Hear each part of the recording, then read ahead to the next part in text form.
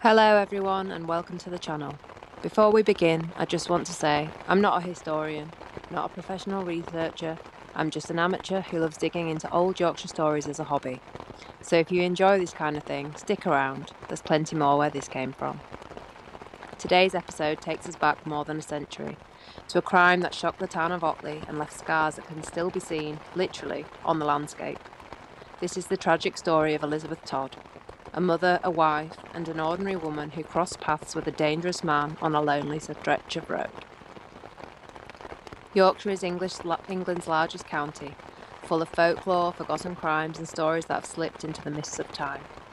You might imagine the Yorkshire of Wuthering Heights or an American Werewolf in London, the windswept moors, stone cottages, and quiet villages.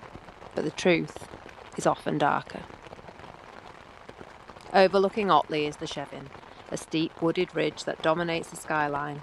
Cutting through it is the Leeds Road, a route used for centuries by traders headed to Otley's famous market. On the 5th of May 1908, that road became the scene of a brutal and senseless killing. To understand this story, it helps to picture life in 1908.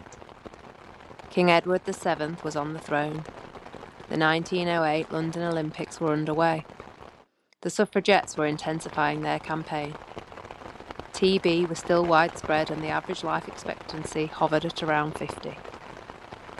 Rail travel was booming, newspapers sensationalised the crime, and the public devoured every lucid detail.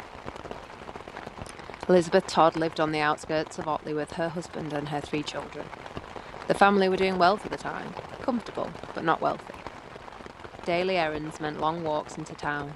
No cars, no shortcuts, just miles of road, field and woodland.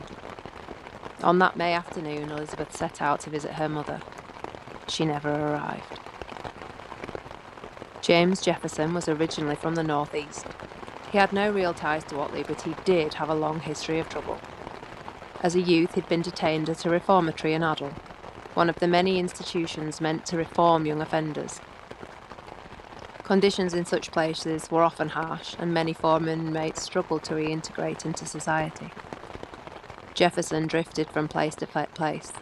He'd been thrown out of his family home, he'd failed to settle with his sister, and shortly before the murder he left without warning, taking a filleting knife that did not belong to him. Whether he intended robbery, revenge, or simply wandered into violence, we will never know. It was a foul, wet day. The Leeds Road was unusually quiet. Jefferson had arrived in the area by train and had walked for miles. Elizabeth Todd was heading towards her mother's house, and their paths were about to cross. A local baker returning from his deliveries noticed that what he thought were 2 men struggling on the grass. But it wasn't 2 men. It was Jefferson, savagely attacking Elizabeth Todd. Realising the horror of what he'd seen, the baker ran to the nearest house to call the police, but the line wouldn't connect. Telephones were still unreliable in rural areas. 2 workmen at the property joined him, and the 3 men returned to the scene armed with whatever they could find. Jefferson was covered in blood. He had attempted to decapitate his victim, and yet, in a moment that stunned the witnesses, he casually asked them for a light for his cigarette. The local police sergeant had had to cycle up the hill to reach the scene, long before motorised patrols existed. When Jefferson was searched, he was found with items belonging to Elizabeth Todd. When asked what he planned to do with them, he had already had prices in mind. A chilling detail that just shows how detached he was from the horror he had caused. He later said, "I don't know why I done it." Elizabeth's husband, a local shoemaker, was walking home from work when he came across the commotion. Rumours had been spreading throughout the town all day, but he never imagined his wife was the victim. He continued on towards his mother-in-law's house, still hoping, desperately, that Elizabeth was safe. Jefferson expected to hang, and the jury at the Leeds Assizes agreed. But doctors testified that he heard voices and had suffered from severe mental disturbance. His sentence was commuted to life in asylum. He died 3 years later. Records from the period show that several Yorkshire asylums, including Menston Hospital, which was later known as Hyroids, housed prisoners declared criminally insane. Conditions varied, but overcrowding and limited treatment options were common. Elizabeth Todd left behind a husband and 3 young children. Her death was mourned deeply in Otley. And even today, locals say you can still find the crosses etched into the stone wall near the site of her murder, if you're willing to fight through the brambles and the nettles, that is. A quiet, haunting reminder of a life cut short.